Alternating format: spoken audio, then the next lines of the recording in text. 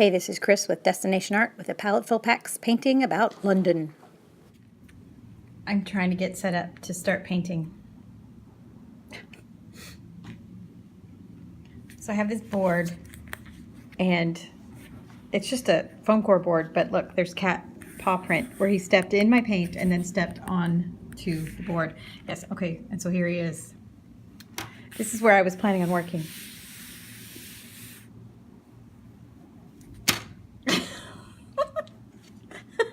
All right, this is Binks. He's awesome. Hey, Binks. Psst, psst, psst. No. Psst. Come show your face. Yeah? No? Hi. Hi, kitty. I can tell I need to clean the filter. Not the filter. The lens. Look how fuzzy it is. All right. Anyway, time to get to work. Okay, so here's a totally fake unboxing because I unboxed this a while ago. Phew, okay, but I haven't used a lot of the materials yet. So this is the May Paletteful Packs. This is the Petite Paletteful Packs. And the prompt for the 4th week of May, which is where we are now, is London. So I'm going to try that. So I got some really cool brushes. I got this set of pens, which I've already taken out and used a little bit. And then I got these really cool graphics, watercolor inks. So I'm going to try to do London with these materials today. And I have another helper. Oh, nope, that's still Binks. All right, hold on. And there's Amber. She's willing to help.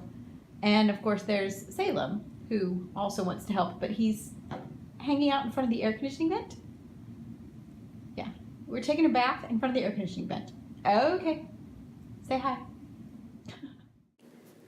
I have been to London twice, but I have not gotten out of the airplane either time. So anyway, so this is, I just found an interesting picture with Big Ben in it so that I could sketch it out. And I sketched it out with pencil first, but I just did the rough outline because there are 3 things that I'm working on.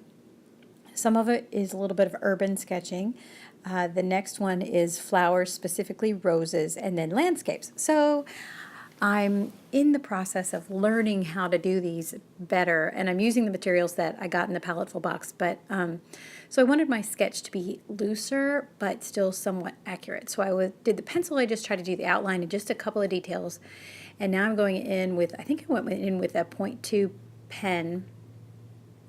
And I am just trying to do the outline of things. Now, one technique that I'm doing is kind of doing a double line for every line that I put down, because I thought that might help it make it a little more interesting. Plus, it might maybe distract from some of my mistakes that I make, because I'm really, my hand control when I'm sketching is not all that great.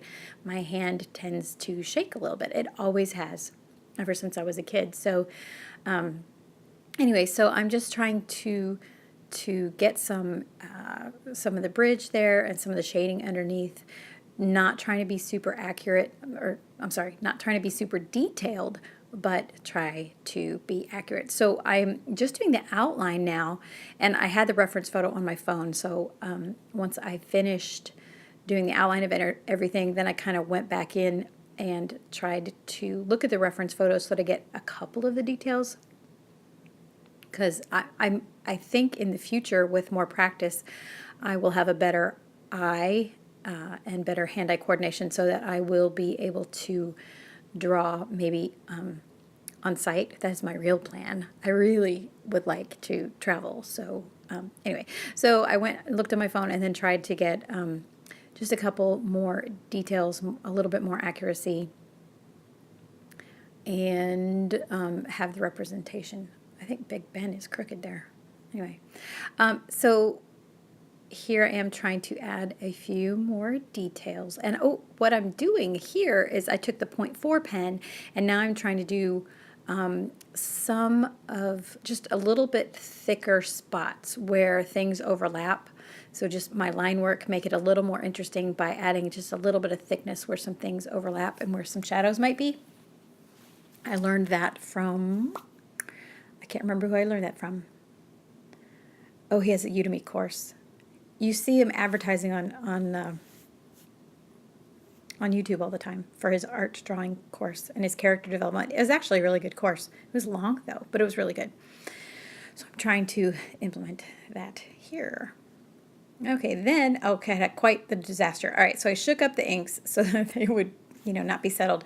And I was really afraid to pour it. So you see, I'm trying like 2 or 3 times. I'm like, oh my gosh, can I do it? And then I thought, oh, I'll go get an eyedropper or something. I was like, screw it, no, do it. So the yellow, it turned out okay. And then you'll see the little disaster with the pink here. So, and look at the mess I made. All right, so I had to clean that up. So much for having a pristine white background for my videos. Anyway, so I decided to pour it with, the bottle facing over the thing, so if it dripped, it wouldn't make a mess. Brilliant, brilliant, brilliant. Anyway, so then I started wetting the canvas because my idea was to have sort of a interesting sort of sunset kind of look. This is where it got a little bit weird. So I was making sure the brush was clean because it had green paint on it or something. So anyway, I'm wetting the canvas and the canvas paper, wetting the paper. Then I got a phone call. So you missed when I slashed the pink and it was gorgeous how it reacted, but no, my phone wasn't working. So the thing I did not realize about these paints are they're very intense and they flow. Oh, they're beautiful and they flow. So this is the loose background. I'm not exactly sure how I'm going to recover at this point, right? So I'm just painting them like, oh, so pretty. So now we have to let it dry. And, oh, just as a side note, here's how I dealt with the pink blob.